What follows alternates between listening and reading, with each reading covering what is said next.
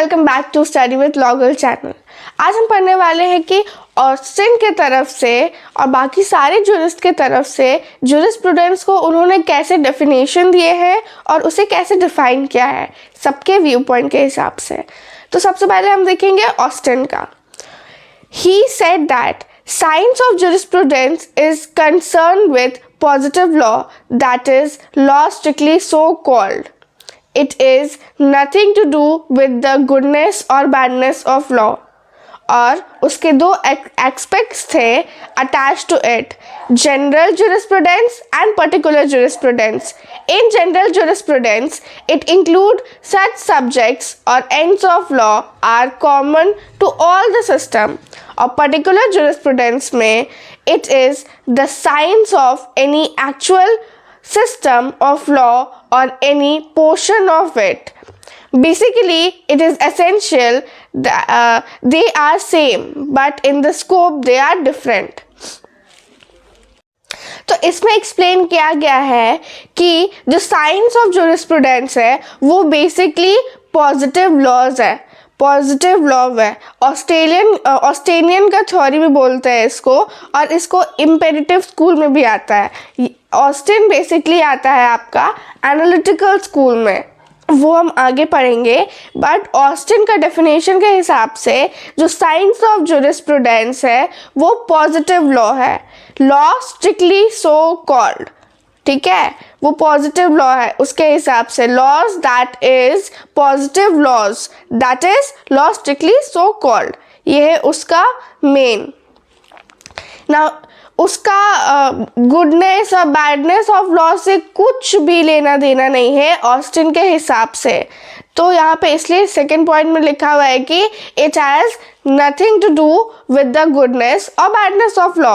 और उसने दो एस्पेक्ट्स दिए थे। जनरल जूरिस्प्रूडेंस में उसने इंक्लूड किया था सब्जेक्ट को, एंड ऑफ लॉज को, जो कॉमन है टू ऑल सिस्टम, कुछ जनरल लॉज। जूरिस्प्रूडेंस को जैसे कि लॉ डिफाइन किया जाता है, जूरिस्प्रूडेंस में लॉ डिफाइन किया जाता है, तो जो जनरल लॉज होते हैं, जो जनरल होते हैं, ठीक है, और जो कॉमन टू ऑल सिस्टम होते हैं वो आ जाते हैं जनरल जूरिस्प्रूडेंस में। और particular jurisprudence. Now criticism of Austin देखेंगे तो ऑस्टिन को दो जन ने क्रिटिसाइज किया था, एक था सैलमन और दूसरा था होलैंड।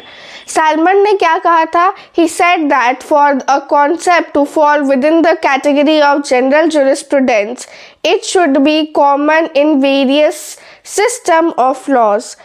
जनरल जूरिस्प्रूडेंस में अभी हमने क्या डिफाइन किया कि जितने भी कॉमन टू ऑल सिस्टम होते हैं, subjects of law that are common to all system, ठीक है, और end of law that are common to all system, ठीक है, उसको बोलते हैं जनरल जूरिस्प्रूडेंस। अब सैलमन यहाँ क्या बोल रहा है कि जो उसका जनरल जूरिस्प्रूडेंस का जो कॉन्सेप्ट था, it should be common in various system of law, not to the subject or subject of law that are common to a system, common to all system। all system बोला था but यहाँ पे बोल रहा है various systems of law होगा, ज़्यादा difference नहीं है बट यही हो। This is not always true as there could be concepts that fall in neither or two categories। अब हम देखेंगे कि होलैंड का व्यू क्या था जूरिस्प्रूडेंस को लेके।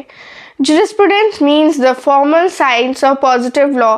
It is an analytical science rather than a material science.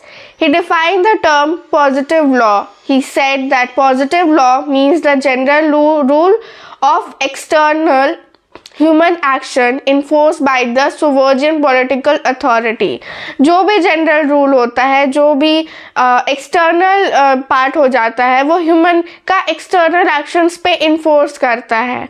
General rules basically enforce करता है ह्यूमन के एक्शंस को। तो ये आ जाएगा आपका सोवर्जियन पॉलिटिकल अथॉरिटी पे। पॉजिटिव लॉ के बारे में होलैंड ने बात किया था। दूसरे पॉइंट में हमने ये मेंशन किया है कि we can see that he simply added the word formal in the Austin definition. Formal means that we study only the form, not the essence. यहाँ पे ऑस्टिन के थ्योरी में उसने सिर्फ एक वर्ड ऐड किया था, that is formal. Formal add करने के बाद उसका मीनिंग ये था कि हम लोग जो स्टडी कर रहे हैं वो एक फॉर्म में, वो एक एसेंस नहीं है जिसको हम लोग स्टडी इन फॉर्म कर रहे हैं।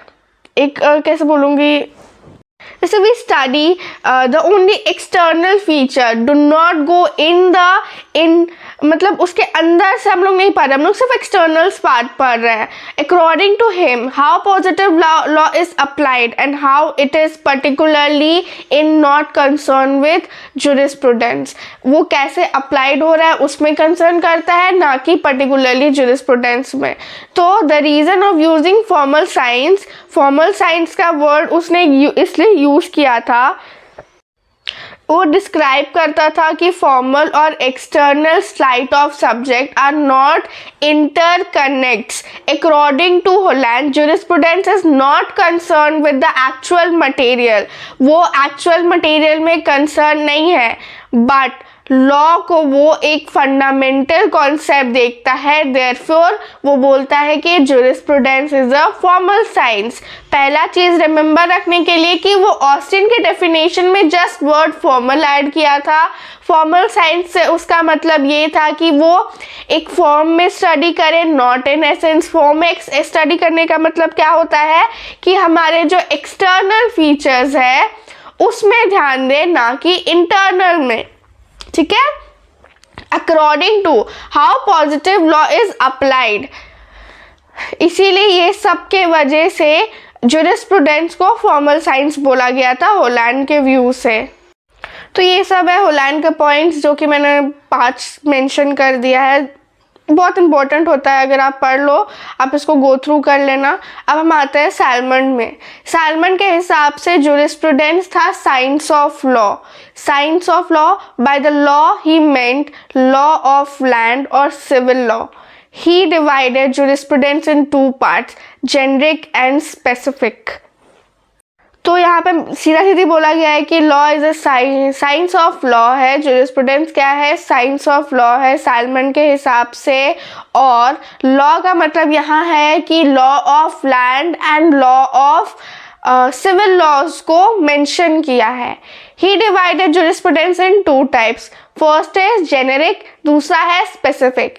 जेनेरिक में इंक्लूड करता है entire body of legal doctrines, सारे लीगल बॉडीज को वो कवर अप करता है। स्पेसिफिक में it deals with a particular department. Generic, specific, ऊपर ऑस्टिन में हमने क्या पढ़ा था कि हमने पढ़ा था पर्टिकुलर एंड जनरल पढ़ा था।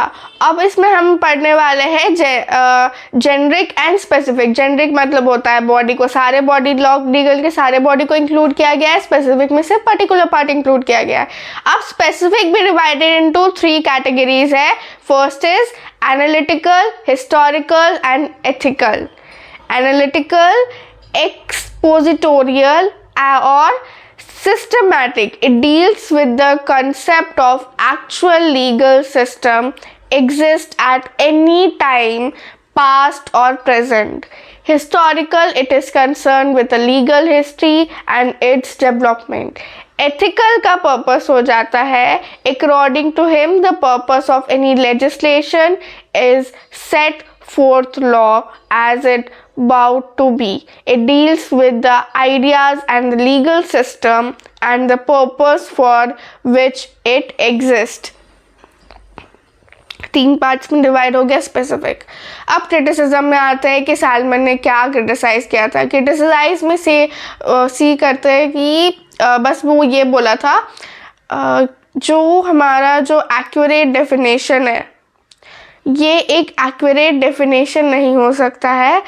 सैलमन के डेफिनेशन को कहा था कि वो एक एक्यूरेट डेफिनेशन नहीं है। Salmond only gave the structure and fail to provide any clarity of thoughts. ये क्रिटिसिज्म था सैलमन का कि उसके डेफिनेशंस जो थे वो एक्यूरेट नहीं थे और वो फेल्ड हो गया था प्रोवाइड करने में उसके क्लियर थॉट्स को। अब हम देखेंगे कीटॉन की तरफ से डेफिनेशन क्या दिया हुआ है जूरिस्प्रूडेंस का। He consider jurisprudence as a study of a systematic arrangement of the general principles of law.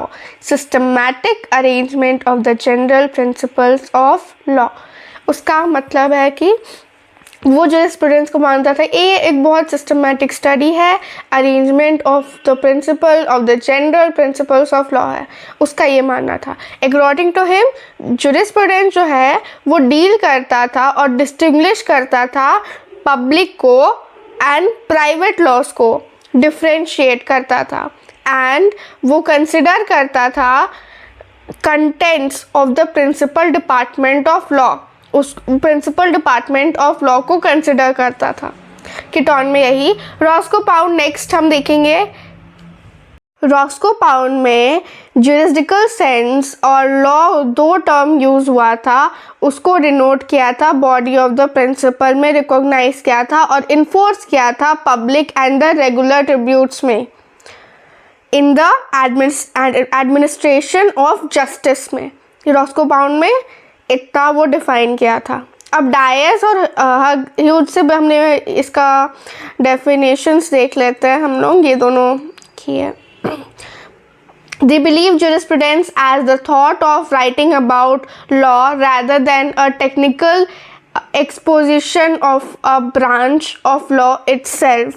jurisprudence को वो thought और writing को माना था, और law about law, writing क्या होता है, law के बारे में लिखना, उसके thoughts को वो technical exponents माना था, branch of law माना था, exposition of the branch of law मान लिया था वो, ठीक है।